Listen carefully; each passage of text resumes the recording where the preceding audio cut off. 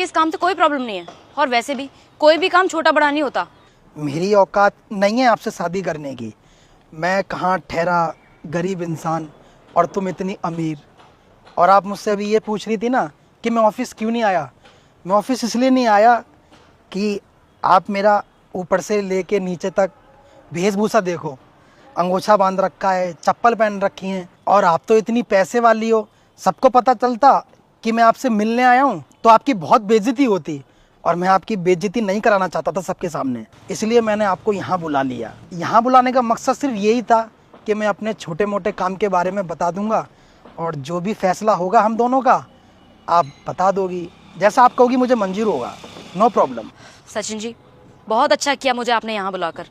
और अब आप मेरा भी फैसला सुन लीजिए, मैं शादी सिर्फ आपसे ही करूँगी। क्या आप सच कह रही हो? जी मैडम, मैं आपसे एक बात पूछना चाहता हूँ, सिर्फ एक बात। हाँ पूछो, क्या पूछना चाहते हो? मैडम, जब आप ऑफिस में कोई भी छोटा मोटा फैसला लेते हो तो वो भी इतना सोच समझ कर लेते हो, और यहाँ पर मैडम आपकी जिंदगी का सवाल है और आप इस बारे में कुछ सोच ही नहीं रहे हो। मैडम, ये सड़क छाप है, फर्नीचर है, आप इससे शादी कैसे कर सकते हो? सोच के देखो, शादी के बाद जब आपके साथ एक घूमेगा फिरेगा तो आपको कैसा फील होगा? लोग कितनी बेइज्जती करेंगे आपकी। आप अपने बारे में ना सही तो कम से कम अपनी फैमिली के बारे में तो सोचो। अंकल आंटी क्या सोचेंगे कि आपने किस गवार से शादी कर ली। ये बिल्कुल सही बोल रहे हैं आप। एक बार फिर सोच लो, समझ लो, क्योंकि शादी का फैसला बहुत बड़ा फैसला होता है। हे पुत्र, तुम मुझे अपनी माँ मानकर इस वीडियो को लाइक और चैनल को सब्सक्राइब करें और अपने दोस्तों के पास शेयर करें। कमेंट में जय माता दी जरूर लिखें। अगले ही दिन आपकी सारी इच्छा पूरी हो जाएगी। कल को मम्मी पापा को पता चलेगा, सबको पता चलेगा तो आपकी कितनी बेइज्जती होगी। मैं तो जैसा हूँ वैसा ही रहूँगा। मेरा काम भी गाड़ियों पे कपड़ा मारने का है। आज तो इन्हीं को गलत लग रहा है, कल को दुनिया को गलत लगेगा तो आप उनको क्या जवाब देंगी? आपके पास अब भी वक्त है, सोच समझ के जवाब दे दो।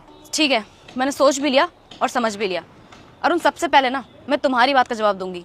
जब भी हम किसी कंपनी के साथ डील करते हैं तो सबसे पहले हम ये देखते हैं कि जिस कंपनी के साथ हम डील करने वाले हैं वहाँ का ऑनर कैसा है और वहाँ के एम्प्लॉयज़ कैसे हैं, और ये सब पता लगाने के लिए हमें उनसे बात करनी होती है। उनसे बात करके उनके नेचर का पता चलता है, और यही सेम चीज़ ना यहाँ भी लागू होती है। सचिन ने मुझे यहाँ बुलाया, यहाँ पर आके मैंने सचिन से बात की, और बात करने के बाद ना मुझे काफ़ी सारी चीज़ों का पता चला। सचिन ने ना मुझसे कुछ भी नहीं छुपाया, उसने अपनी सारी सच्चाई। आखिरकार मैडम को समझ आ ही गया कि हर आदमी क्या सोच एक जैसा नहीं होता है। इस भाई साहब को सलाम है जो किसी लड़की को समझ सका। ऐसे लोग बहुत कम मिलते हैं जो किसी की भावनाओं को समझे। नेक्स्ट पार्ट देखने के लिए जरूर कमेंट करें दोस्तों।